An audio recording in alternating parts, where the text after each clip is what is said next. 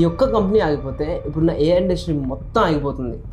ఆ కంపెనీ పేరు టీఎస్ఎంసీ. ఇంకొక షాకింగ్ థింగ్ ఏంటి అంటే యాపిల్, ఎన్విడియా, క్వాల్కామ్ ఇలాంటి బిలియన్ డాలర్ కంపెనీస్ అన్నీ అసలు వాళ్ళ చిప్స్ని మ్యానుఫ్యాక్చరే చేయవు, జస్ట్ డిజైన్ మాత్రమే చేస్తాయి.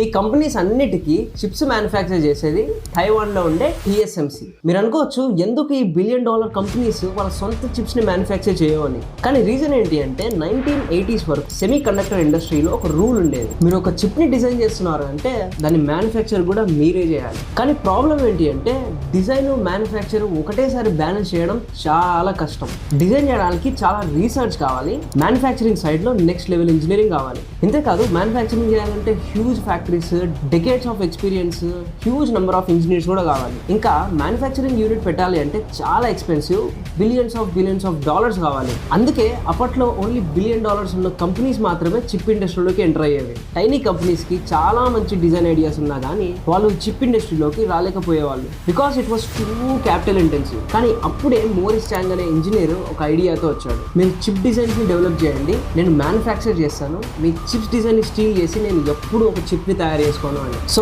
ఇలా Apple, Nvidia, Qualcomm, AMD, Broadcom అన్ని కంపెనీస్కి చిప్స్ టీఎస్ఎంసీనే తయారు చేస్తుంది. ఈ కంపెనీ ఏ పాయింట్కి రీచ్ అయింది అంటే చాట్ జీపీటీ ట్రైన్ చేసే అడ్వాన్స్డ్ ఏఐ ఎన్విడియా చిప్స్, మీ స్నాప్ డ్రాగన్ ప్రాసెసర్, వీటిలో మెజారిటీ ఆఫ్ ది చిప్స్ టీఎస్సీలో నుంచి బయటకు వచ్చినవే ఉంటాయి. ఇంకా ఇది ఎంత డేంజరస్ డిపెండెన్సీ అంటే వరల్డ్లో ఉన్న most advanced semi conductor chips 90% కన్నా ఎక్కువ థైలాండ్లోనే మ్యానుఫ్యాక్చర్ అవుతున్నాయి. వాటిలో మెజారిటీని మ్యానుఫ్యాక్చర్ చేసేది టీఎస్ఎంసీ. చాట్ జీపీటీ రన్ అవ్వాలి అంటే ఎన్విడియా జీపీయూస్ కావాలి, ఎన్విడియా జీపీస్ రావాలి అంటే టీఎస్ఎంసీ కావాలి. సింపుల్గా చెప్పాలి అంటే మన టెక్ ఇండస్ట్రీ మొత్తము జియో పొలిటికల్లీ చాలా స్ట్రెస్లో ఉండే చిన్న ఐలాండ్లో టీఎస్ఎంసీ అనే కంపెనీ పైన డిపెండ్ అయి ఉంది.